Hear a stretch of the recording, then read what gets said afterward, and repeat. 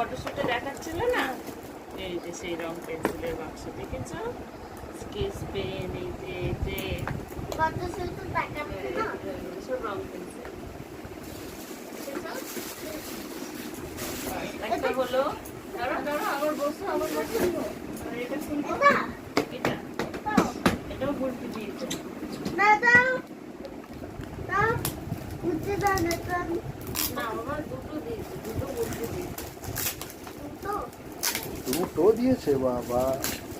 আরে দেখো কাটবেরি এটা একটা দিয়েছে তোকে, একটা দিয়েছে ওর মা বাবাকে।